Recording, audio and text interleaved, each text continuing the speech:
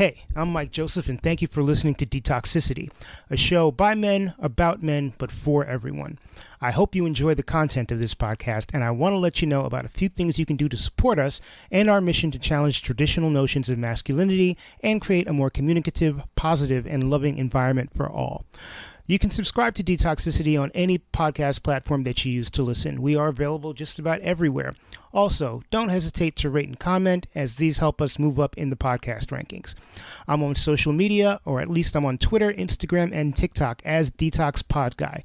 Feel free to drop me a follow. Now I have a Patreon page, yay! And Patreon gives you the opportunity to get cool merch and exclusive episodes of this podcast in exchange for subscribing. Go to patreon.com/detoxicitypod to find out more. Finally, I'd love to hear from you. Whether you found an episode of the podcast particularly enjoyable or enlightening, or you know someone who'd be a great guest, or you'd like to offer constructive criticism, or if you yourself would like to be on the podcast, hit me up. Reach out to me at one of the aforementioned social media channels, or if you're old school like I am, drop me an email, detoxpod@gmail.com. Thank you for listening, and take care. As many of you know, my day job is in the music industry, and through that industry, I have been able to connect with a ton of great people, some of whom I have brought on this show as guests, and this episode's guest is one of those wonderful people that I've met. Chad Dryden is the co-owner of The Record Exchange, which is a record store in Boise, Idaho, a place I have never been, honestly, probably never will be, but nevertheless, he is the recent co-owner, took over in the middle of the pandemic, and we talk about what ownership of a record store even looks like and how that happened. Interestingly, I guess probably the interesting part about that is that he no longer lives in Boise, Idaho. He decided to move more or less halfway across the country in the middle of the pandemic to be closer to his family, and we talk about how that sort of works, owning this place or co-owning this place and living somewhere completely different. We talk about why he decided to, in collaboration with his wife and kid, move away from the place where he was working, and how he's adjusting to that life. We talk a lot about being in your mid-40s and taking care of yourself, body, mind, and soul. Chad deals with anxiety, like many of us, myself included, certainly do. And, we talk about the aging process and how that's different for us in, I guess, Generation X. We're Generation X. I think I'm Generation X. How it works for people in Generation X and later versus our parents and grandparents. It is a wide-ranging conversation, and I hope you enjoy it. So without further ado, everyone, here is Chad Dryden. Thanks for having me, Mike. My name is Chad Dryden.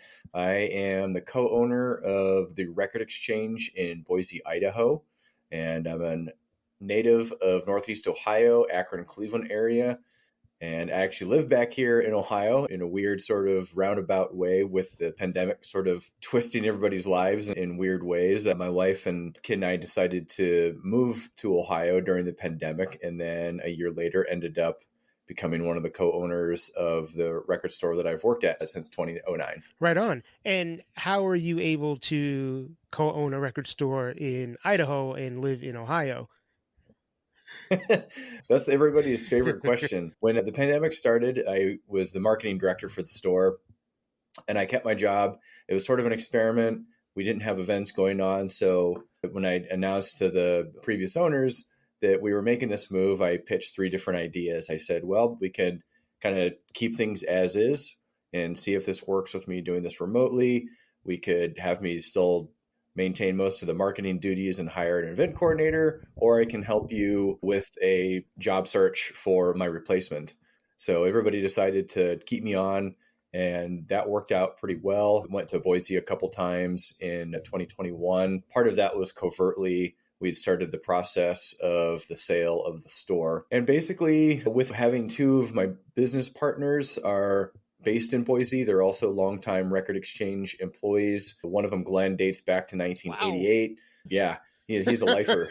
Catherine is same as me, been there since 2009. Even when I was based in Boise, I could do about 85% of my job remotely if I needed to.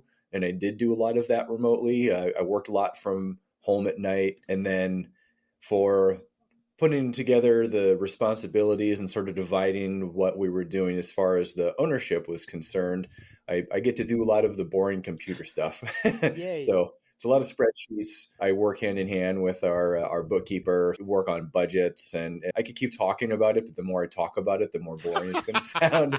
But I am still doing the marketing, and I love marketing, which is a weird, never thought somebody who was trained as a journalist would say that he loves marketing, but getting to do it for a record store and getting to be part of the music industry, it's really been fun, and it's really close to my heart for where my passion is, which of course is Right music. on.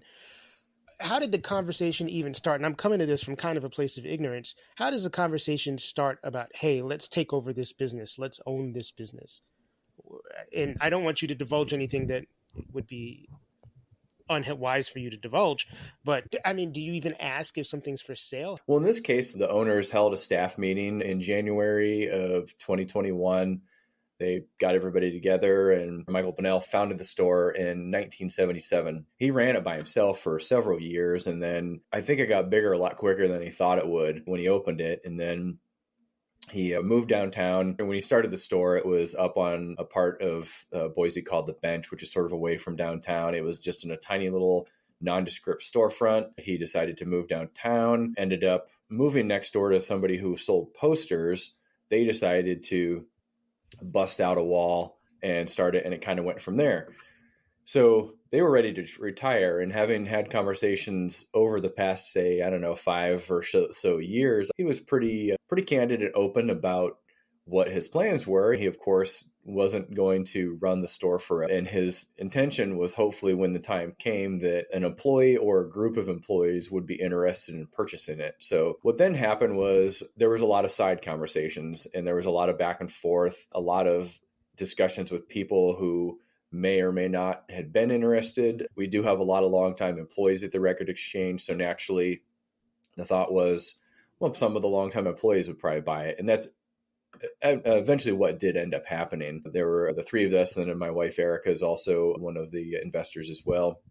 So it was a process that was very, very long, but also went very, very quickly. And it was really fascinating. Nice thing was it wasn't one of these deals where we signed the dotted line and then Michael and Jill handed us a key and said, good luck.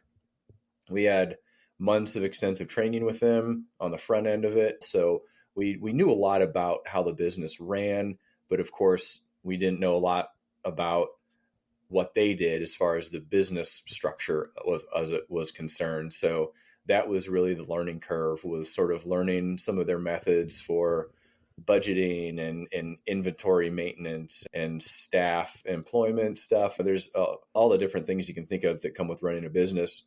We had zero experience with it. So fortunately, they were really good about staying on, and we had several months of wouldn't necessarily call it hand-holding, but definitely guidance would be, I guess, a good way of putting it. And that was extremely helpful. And having also longtime staff members be part of the ride too, that weren't in an ownership capacity, but didn't jump ship when the change happened. So our general manager has been there for 30 years. Our new head buyer replaced the retiring head buyer who had just retired in August of 2021. So having these people in place made it really easy for the transition to happen. I'd say that had those people not been around, it might look different and we might not be owning the store right now. Sure. So I'm going to switch gears a little bit back to your move. And what's the distance between Boise and where you live now? 2,000 miles. Goddamn. Okay. That is a long drive. Yeah. They've been doing a lot of, I've been racking up some frequent flyer miles. So yeah, this last year we established the rhythm, I guess, of sort of what I'm going to do as far as when I'm in Boise. Our ownership group has weekly Zoom calls. We're on WhatsApp daily. Obviously, modern technology makes something like this happen. And certainly anytime people talk about remote work, I can talk great lengths about it. And I've always liked working from home, which is a nice thing. Even when I was at the store, all of us found that if we could sneak away and work some from home, we would probably be more efficient with our time. One of the challenges of running a retail business is your office is tied to a store. And when you walk through that store, a customer or one of your fellow employees doesn't necessarily know what you're up to or what your plan is by walking out into the store. So there were plenty of times in the store when I would walk out there thinking, okay, this is a little like a 2-minute trip and I'm back on my desk. And then a half hour later, I'm sitting back on my desk saying, what the hell did I go Yeah. out there to do? And then I forgot the task of what made me walk out that door in the first place. So in that sense, it is kind of nice that I do have the autonomy of being able to get my work done and focused on it. But one of the things I miss out on is obviously being there every day. I miss a lot of the conversations and just some of the nuance of being there and having these rolling conversations with people. And I do like being in the store and interacting with customers. But yeah, by all means, it is a totally a strange thing. If you would have told me 25 years ago when I was in college and preparing for a career in journalism that I would be owning a record store 2,000 miles away from where I live, I probably would have questioned, did you step into a parallel universe? Like, did all of us? No. Yeah. So What precipitated the move? we wanted to be closer to family, mainly. We had actually been talking about this before the pandemic. It actually happened one holiday. Our kid was home on break from school, and we were just sitting there and started talking about, well, what about moving back east? My wife, Erica, she primarily grew up in New England. She was born in Colorado, but her family moved to southern New Hampshire in her teenage years. And then she went to college in Rhode Island, worked in Massachusetts, and then we met. I was working for a newspaper in New Hampshire. And as much as we love the West and we wanted to go out West because we wanted to do something different at that time, we were in our late 20s. We'd just gotten married. But we definitely started to feel the tug of family. We'd been in Boise by that time about 14 years. Her mom and stepdad are in Florida. My parents are still here in Northeast Ohio. And we just really started to feel that. Our parents are aging. Most of them are, with the exception of her stepdad, are in their 70s now. And it felt like it was time. And so we kind of outlined in early 2020, right before we even knew what the word coronavirus was, we'd started kind of plotting out this move. Like, all right, let's take 2020 and start purging and getting this house ready to sale and do all the things with an eye on a 2021 spring move. Then the pandemic happened and we were stuck at home, and we started, like a lot of people, getting rid of stuff and doing house projects. And so really when we started, we weren't even sure we were going to move that quickly. We just said to ourselves, what can we live without for the next year? And started boxing all of that stuff up, which was really kind of a liberating process. And then realizing how little you actually need to live for a year was a really eye-opening thing. So then it was a matter of like, well, do we get this in motion so that we can get here and start a new school year? Because we didn't want to pull Magnolia out mid-year, especially with a move like this where she was basically going to have to start fresh, like completely fresh. No friends, new school, completely start from scratch as a 12-year-old. And we had several conversations with her about it. Like, are you sure? You sure you want to do this? Because if she didn't want to do it, we weren't going to. But she was into it. And we're talking about things moving slowly, but going very quickly. The move was similar to the purchase of the store in that sense, because we then had a very, very short timeline in order to do this, but we made it happen. And then we actually just celebrated 2 years here, which is Congratulations. well, thank you. Yeah, it's been a little bit of a blur, to say bet. the least. And then, yeah, we also just had the first year anniversary of owning the store. So a lot of big things happening. So, but all in all, we're happy with this move. We miss a lot about Boise. Again, kind of that day to day. We left behind a lot of friends. My brother's there. So we really put down some roots there. But as far as a geography goes, we're kind of rootless people. We like to move around. And Erica has had something, she counted up something like 25, 28, 29 different addresses in her Holy lifetime. Crap. I'm not, yeah, I know. I'm not quite that extreme. I've lived in 3 states, and I think I've had like maybe a dozen addresses, but it's good to move around, I think. And certainly if you're getting complacent at all, and I know a lot of people my age, I just turned 45. This is the time of your life, or even beforehand, where you can get very complacent very easily. And I see a lot of people's relationships crumble as a result of that, or just have a personal crisis that they hadn't attended to with their mental health or their physical health, and then just having all that stuff kind of come to a head.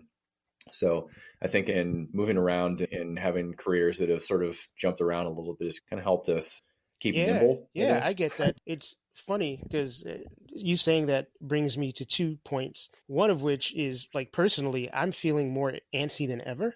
I think I'm a year Mm, older than you, but I the past couple of years have just, and it's getting itchier almost. Like I'm just feeling the need to do something or a lot of things actually differently. And I yeah. wonder, what is it about people in our age range that fosters the opposite of that, that fosters the complacency and the, I guess this is what's happening, so I'm just going to stick with it. I'm not going to do anything until they get forced and something happens, and it almost always happens. Something in the universe forces you to look that in the mirror and be like, oh, well, I have to make changes. But what do you think causes this complacency? I think a lot of it just might be negative inertia, I guess would be the way to describe it, especially seeing people that get into a career that maybe it's not fulfilling personally or spiritually, but financially it's getting them somewhere. And then especially when you throw kids into the mix and you have a partner, a lot of those things can make you feel stuck. I think people just get stuck, really, or maybe some people just get hopeless. It's a good question, and it's interesting to hear from somebody like you. You were just always busy. You're always doing something. You have a very active mind, and you're always doing something that is fueled by your passions. To then also hear like you're having this itch, and I'm with you. I feel it too. Like I don't know if it's just hitting 45. I had a friend actually say, "Hey, you got to the midpoint."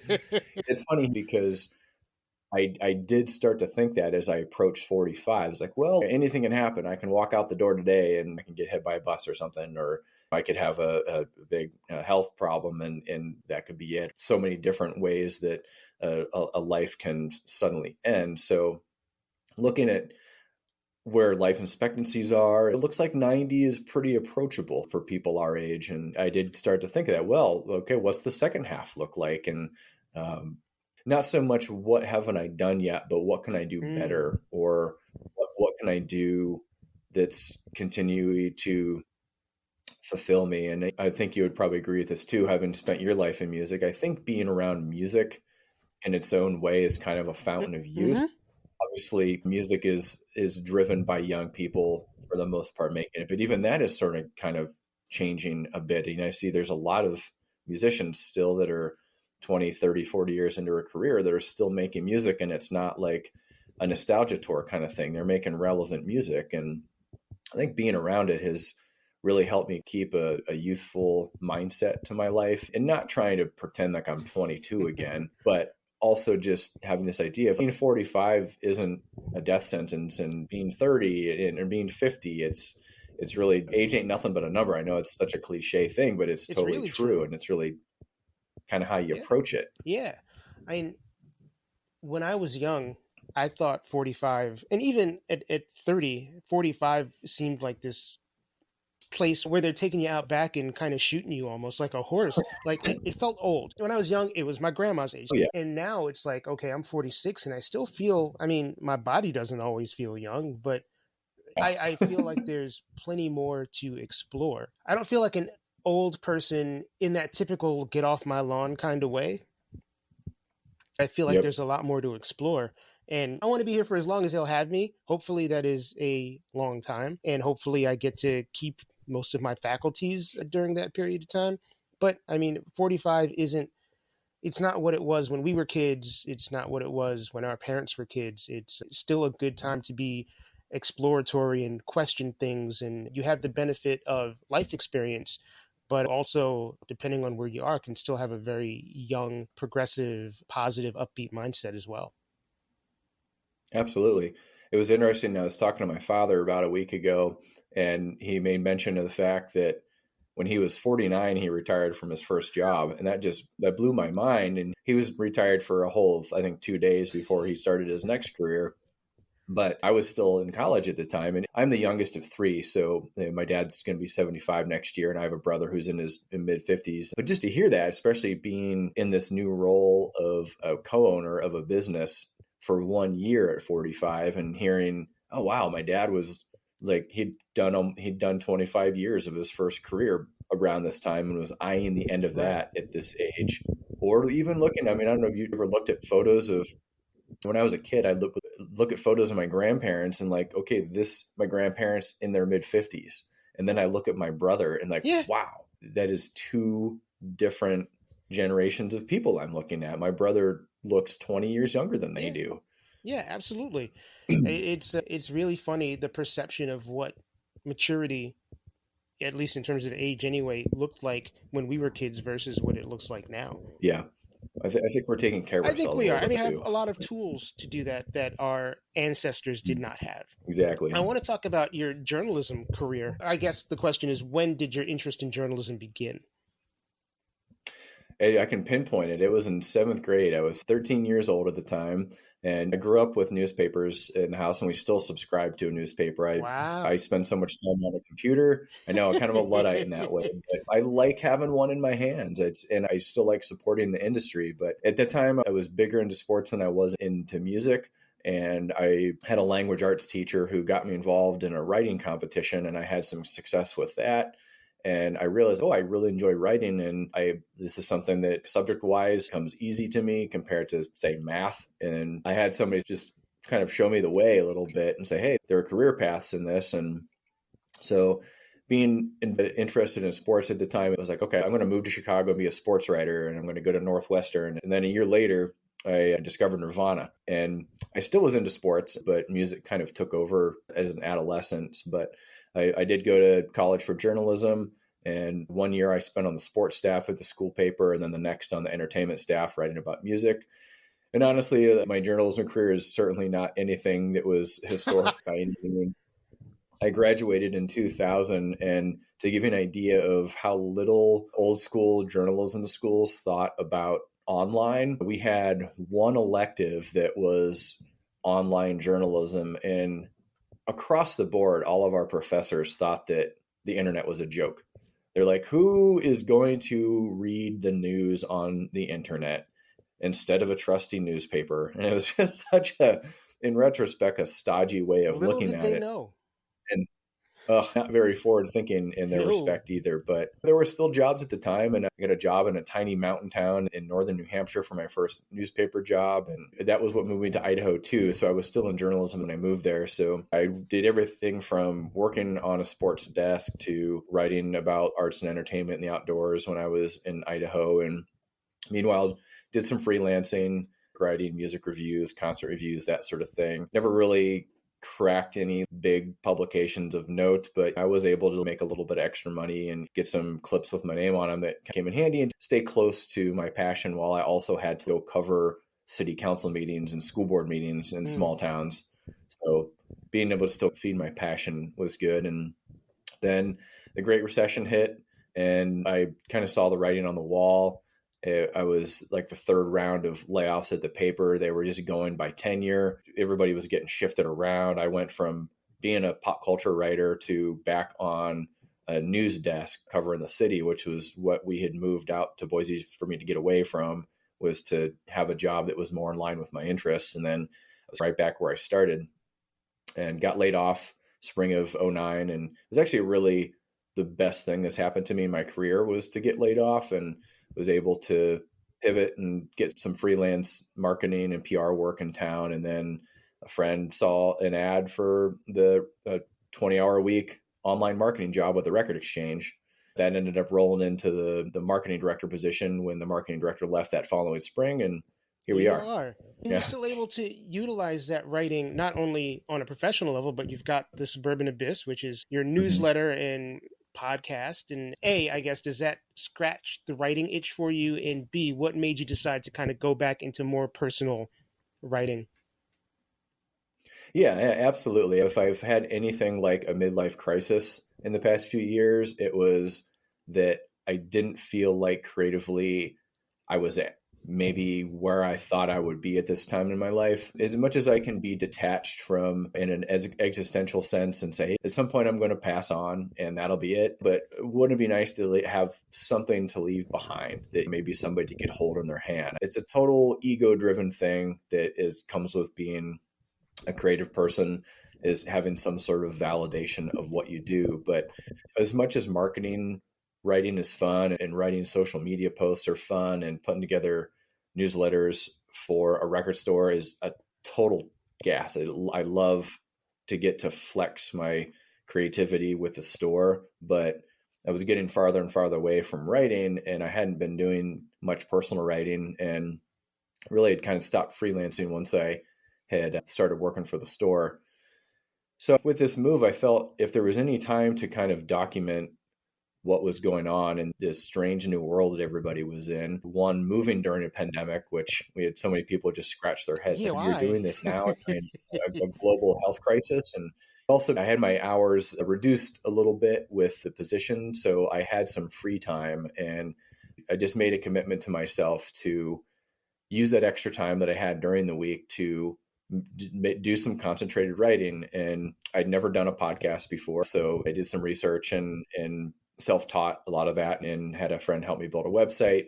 And really, I wanted to not only document the move from a personal perspective, but also just kind of what did this look like for an average American to do a move like this at this time. But I also too wanted to sort of combine that with exploring a different kind of music writing that was more personal essay. That I didn't want it to be like, hey, here's another top 10 list. And I didn't want to do reviews. And I just really wanted to kind of explore this relationship that I've had with music and how that is tied to so many things in my life, especially being back somewhere where I grew up, for living here for the first time in 25 years or something like that. I'm finding myself kind of looking back and putting these puzzle pieces together of how this music has influenced me, or just personal stories from my past about music, and connected them to what's going on now.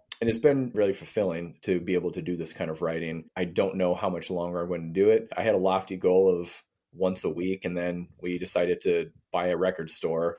And now I'm running it like once a month. It's hard. Yeah, it is. I mean, you have multiple podcasts. So I'm preaching to the choir here when I'm talking about trying to fit this in along with having a full-time job too. But I also think just from what I set out to do with it creatively, it may be kind of winding down, and then I might move on to something else after that. Has there been a particular revelation that you've made during this process of moving and then writing about it and documenting it that has surprised you? Yeah, I think the one thing I've noticed is that I'm writing a lot more about aging than I thought I was. And I guess subconsciously, it must have been something that was on my mind. And it's not so much about feeling old as just sort of this observation of the accumulation of time. I mean, time is really fascinating. My wife will say that there's an adage about parenting that the days are long, but the years are short. And that's it. Really, the first 10 years of being a parent blew by for both of us. We don't know where those 10 years went. It was just like snap a finger and they were gone. And everybody that we've talked to that has children, especially children that are older than ours, it just keeps going faster. And here we are, we have a high school freshman this year. So it is totally flying by. So looking at it from that perspective too, but just also hearing music from a 45-year-old perspective, especially a lot of music that I've been listening to since I was a teenager. For instance, last night we just went and saw 9 Inch Nails. And the reason we went was Eric and I had both seen the Downward Spiral tour as high school kids, not knowing each other, living one of us in New Hampshire and one of us in Ohio. And we saw that same tour. So then Trent Reznor, who got his start in Cleveland, did a hometown show to put a cap on this North American run that he was doing this year. And so we went to that. And so I am going to be writing a little bit about that with my next episode. But it's fascinating to see this thread of aging kind of creep into there. And like you said, there are days physically where I do feel old, but and you're in good shape. Yeah. Oh, thanks. And likewise, I'm glad that you went on a personal journey with it too. It's been really encouraging for me to see a lot of men our age in the past few years sort of reset and recalibrate and look at this as like, wow, I could just keep packing on these bad habits and get myself to a very bad spot, or I can autocorrect. And I've seen a lot of men in their 40s and 50s doing that on my Facebook feed. And whether it's they're getting into CrossFit or they're rediscovering running or whatever the case may be, it's inspiring to kind of have this loose network that I don't really talk about fitness that much with people. It's part of my life and whatnot, but it is inspiring to see others my age doing the same Yeah, thing. But absolutely. Now let's go a little bit deeper into that, talking about health, physical and mental health for that matter. What practices have you discovered that keep you active in either realm or both realms, physically and mentally, particularly as you get yeah, older? yeah, I discovered a love of running in my early 20s, and I hated running as a kid. When you go to conditioning for baseball or whatever, it was like you had the physical ability, but not the mental at that age. And then it kind of flips as you get older, and then your body starts to fail you, but mentally you can handle that. And it came at a good time in my life because in my early 20s, I had to kind of figure this out for myself, but I had an anxiety disorder. And growing up, we had a very traditional family physician. I don't remember ever being asked about my mental health going to the doctor through high school or college. Never had anybody ever ask me, how's your stress level? How are you doing with managing work and your relationships? Like, none of this was ever discussed. It was always sort of like going to the auto garage with your Right. body Yeah. I mean, you and, get the you know, stethoscope and you get the whatever, and it's like, oh, your heart's good, your hearing's good, you got no gunk inside you, you're a perfect specimen.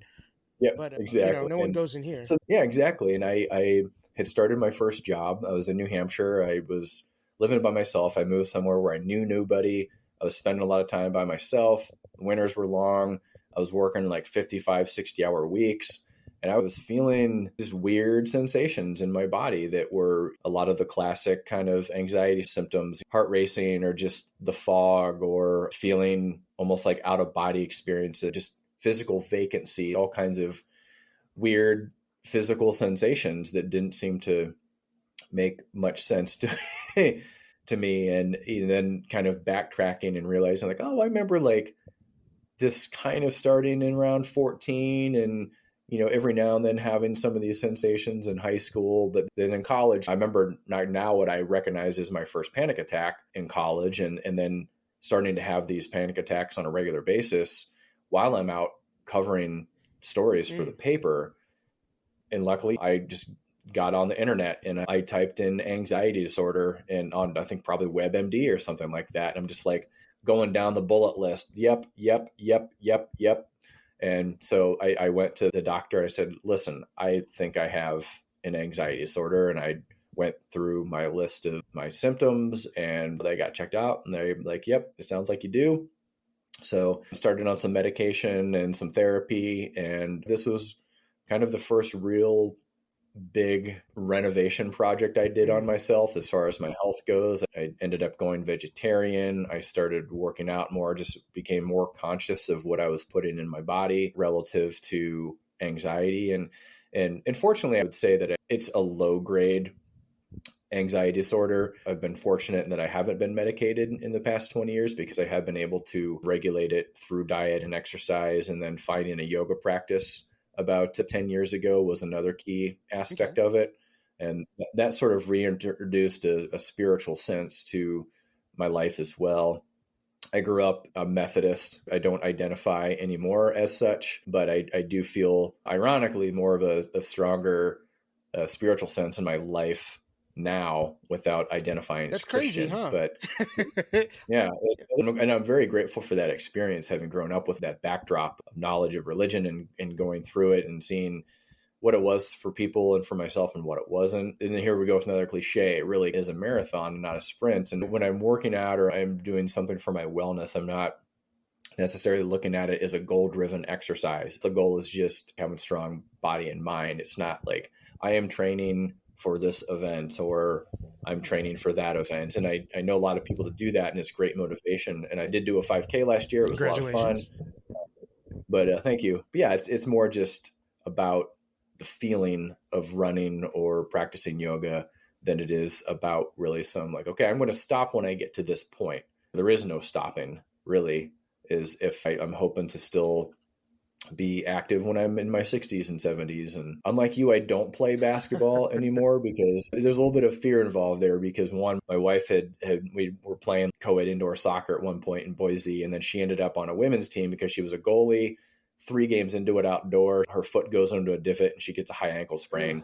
And then one of my good friends broke a kneecap playing basketball. So I'm kind of like staring at a deductible that I don't want to pay. So as much as pickup basketball is fun, I think I'll just stick to running. I thankfully have been major injury free so far. And we've been playing, I think, for like 4 years at this point. I hope to stay major injury free. I can't say that everyone that I've played with has had the same level of luck, but I definitely want to preserve the body as much as I can. And also like an ER visit or surgery. I spent time yesterday with a friend of mine who just had like plates inserted into his foot and is pretty immobile at this point. You can't use one of those scooters in New York on a New York City sidewalk. It's just not going to work out well for you. And I'm just like, I have thankfully gotten through 46 years without having any sort of major physical surgery. I want to make it through the rest of my life with that as well. So I get being cautious, but it's really cool that you're able to I got to actually go back a little and give props to WebMD because I similar experience when finding out that I was diabetic. WebMD was a huge help in kind of putting the symptoms together, typing them into a search engine, and WebMD being like, dude, you have diabetes. And I know a lot of people are skeptical about things like WebMD because I feel like you put in any 2 symptoms and the result is you're going to die. Right. Yeah. And 9 times out of 10, it's not that serious, but it was very helpful to me. And it sounds like for you too, but also getting a handle on things like anxiety at a young age. And this was 15, 20 years ago for you when mental health, particularly for men, was not as normalized as it is now, assuming it's normalized to any major extent, which it isn't. So when you were kind of going through that process of discovering that you dealt with an anxiety disorder and then going to a doctor, did you feel any shame? Did you feel any hesitation? Like, what was your thought process? No, absolutely. 100% total shame and almost embarrassment. And talking about what you just mentioned about how men typically don't talk about these things. I'm a person who typically internalizes when I'm anxious. I mean, I'm like anybody else with stress. I can project outward sometimes. Yeah. But the thing that I remember the most about starting to tell people was people didn't believe me. They're like, no, you don't have an anxiety disorder. You're fine. Like, and having heard and read tons of people have had similar experiences, because if you internalize it and you don't make it the focal point of your life or your conversation, or having something that you've sort of not realized for yourself or just batted down inside of you, which is a very classic male thing to do. If you look through the generations, I can't even begin to imagine how many people who ended up turning to alcohol or drug abuse were really hiding mental health issues and not getting the help, and so turning to the bottle or something worse. So just to have people not really understand that, well, outwardly you seem like you're fine, but you're telling me you're not. And so fortunately that has gotten better over time, and having had more people in their lives running into it for themselves or with a partner or a family member or something, and just this general sense of, is this okay to talk about this kind of stuff? And that is certainly helpful too, is being able to say, hey, listen, like, yeah, I had a panic attack last night at like 3:00 in the morning. No, I wasn't going to wake you up to tell you about it, because it's just going to like make you lose more sleep. And I have the tools to get through them. And I remember going to therapy for the first time and feeling like, oh man, I'm a broken person because I'm going to therapy, and not realizing that it was just a stigma that I'm just perpetuating, like millions and billions of other people, that we'll sneeze and we'll go to the doctor. But if there's something wrong in our mind, it's almost like we have to like sort of put our head down in shame and shuffle into the office and say, I need to talk to you. I've been to therapy one other time in my 30s too, and it was a really helpful thing. And I've actually thought about reintroducing that into my life. I haven't done that in a while, and the times that I was in therapy did find it to be very beneficial. And so, I think just having that awareness, and also in the aging process, and having these check-ins with myself, and hitting 45 was a big one. Like, where am I mentally? Where am I physically? And how can I best prepare myself for the next 45 years? So a lot of that is on my mind, and just making sure to stay on top of it is a key thing too, instead of kind of letting it slide and saying to yourself, oh, I'm okay Right. now. It's maintaining your physical shape. It's your mental shape. It's a work in progress. And it's just something you have to keep working Right. at. Yeah, it's not a straight line up or a straight line down. Going back to what you said about not people kind of second guessing or questioning you having an anxiety disorder. There's two thoughts that I had as a result of that. One is I feel like the first impulse whenever someone tells other people something about themselves that is personal or like revelatory, the human response is to be like, no, of course not. When someone says that they have a mental health issue, or someone comes out, it's like, oh, no, you're not. Mm-hmm.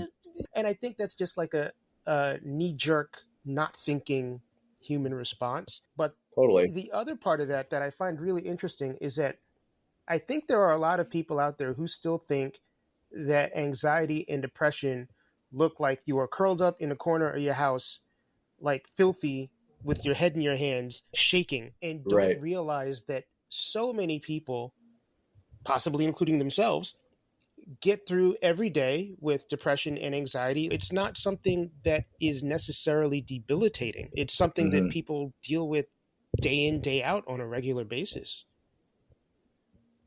Absolutely. And it makes you wonder how many people aren't taking care of it for themselves, or recognizing what it is and mistaking it for something else. So getting back to that WebMD thing, I was happy to have that tool at my disposal, because it was just these nagging things inside of me that weren't going away. And clearly there weren't any physical explanations for them. So that was when I turned in that direction. I'm very grateful that I figured out what was going on at that age, that I was able to put myself on a better trajectory, for sure. Are those practices, is the yoga and the running? I mean, you thinking about all we've talked about so far, like you're running a business and it's only been a year since you've been co-running a business. You have a teenager, you just moved halfway across the country. Yeah. Are the practices that you're using to kind of keep yourself together, are you still doing those things regularly, and are those things being helpful to you? Yeah, absolutely. I'm still very regularly doing all of those things. I'll say that my yoga practice has slipped a bit. I stopped going to studios during the pandemic, like a lot of people, and I was doing a subscription-based thing, and it's not the same. I just like being in a yoga studio, and I'd found myself not pushing myself as much. And when you're doing it in your living room compared to a studio, the environment definitely plays a huge role in it for me. And I couldn't take myself out of being in my living room, I think, with it. But one thing I started doing in addition to running, because on this thread we got going about our bodies and getting older and creakier, running does make me very sore the next day. And so what I incorporated swimming into my routine. We joined a local gym. So I started swimming as a way to still get some cardio while also giving my joints a little bit of a break. Kind of your knee. And I found that. Yeah. Oh my God. Yeah. So I found that to be a really nice thing, to be in the water a couple times a week and to just move in that way instead of running. And don't get me wrong, I love running. If I could run every day for 10 miles, Really? I would, but I don't run. Yeah. I ran for a long time and I never liked it. I liked the physical results and I liked the mental clarity that I may have felt after, but the actual process of running, I don't enjoy. So I'm curious what it is about running that you like so much. Well, for sure, tying that back to my mental health, I found that, man, that clears out cobwebs like nothing else. A couple of beers won't do it for me. As much as I like swimming and yoga, listening to a record, for whatever reason, running is just like some sort of magic pill for me. And again, it was something I didn't really discover until I was in my 20s. And the one thing I like is I put my phone on Do Not Disturb, for one thing. I have it on me so that I can listen to music. I have to listen to music while I run. Our head buyer, he's an even more avid runner than I am, and he's the same age. He runs in silence. And I was like, how do you do that? He's like, well, I listen to music all day. I like to hear the sound of what's going on around me. And I don't wear headphones, but I need some sort of like a rhythmic pace car, I guess, to keep me going. And that time is my time. So when I'm running, it's not like being on an exercise bike where you can be reading a book, or I guess when you're on a treadmill, you can watch TV or whatnot, but I run outside most of the time. So really the only activity that you can do when you're running outside is running outside. I guess Like listening that's to the music only would other be, thing you can you know, do. yeah. So having that specific block of time for myself where I'm not scheduled to do anything else, I'm not in a meeting, I'm not in my house staring at a chore or a to-do list for work. It's a liberating thing. The natural high with it is amazing. And I feel mentally alert when I'm done. Physically, I feel good. The next day is a different story because that's why I found swimming and other cardio has been really helpful to balance that out. And I also found I'm doing a lot more walking too in our neighborhood. We have big blocks in our neighborhood, so one time around the block is a mile and a half. So even if I'm doing something else, I've started doing this thing where even if I do nothing, I'm at least going to go on this walk. But even if I am going swimming or running, I'm also going to do the walk too. I'm trying to get up to 200 walks by the end of the year. And I think I'm going to do it because, well, last year, of course, is the biggest stress load for owning or working for a retail business is the holidays. So as a way to kind of put a sort of checks and balances on myself, I told myself, okay, starting November 1st, no matter the weather, no matter what you got going on with your life, you're going to go for a walk around the block. And I stuck to that. And I walked every day up through Christmas Eve. There were some days I walked in pouring rain. Some days I didn't get that walk done until like 11 o'clock at night, but I did that walk every day for whatever the 58 days it was. And that really helped because it's really easy, especially for anybody during the holidays, to overindulge in anything, but just to get yourself off track and thinking a lot about your mental health and knowing where that can slide. Putting a challenge like that in front of myself has been good. I'm planning on doing it again this year too. That's awesome. Keep me posted about that. I want to see how that ends up working out for you. I have to admit, I feel a little bit like an imposter when Chad compliments me on my taking care of my body, because I've been slacking on my working out for a few months now, and not to say that I put on any weight or anything, but a combination of depression and just body aching has led me to not be as active as I would like to be. So I'm working on that, and thank you, Chad, for giving me inspiration. I wish I was near a gym. Actually, I'm probably near a gym with a pool. I wish I could afford a gym with a pool, because gyms with pools in New York City cost like a month's rent. I'm exaggerating only slightly. Anyway, thank you, Chad, for taking the time to sit down and chat with me. Appreciate that you are on the show. If you are in Boise, Idaho, make sure you check out the Record Exchange. I do love me some independent record stores, and I am sure it's a fine place. You can follow Chad on Instagram one of two ways, either at Chad Dryden, ChadDryden, or at The Suburban Abyss, which is the name of his newsletter, which I guess is on hiatus at the moment. Not sure if it's coming back or not. I guess Chad's not really sure if it's coming back or not, but he is a fantastic writer, and I enjoyed reading it and listening to it while it was available. Again, thank you, Chad, and we'll talk again soon. Thank you for listening to Detoxicity. I hope you found this particular episode interesting, and if you are new, I hope you go back and listen to all of the older episodes. Once again, my name is Mike Joseph. I am the host and producer of this show, and there are a lot of things that you can do to continue to support our mission, continue to support this podcast. Follow me on social media. I am on Instagram, Twitter, and I'm on TikTok as DetoxPod Guy. You can also send me an email if you'd like. I'm at detoxpod@gmail.com.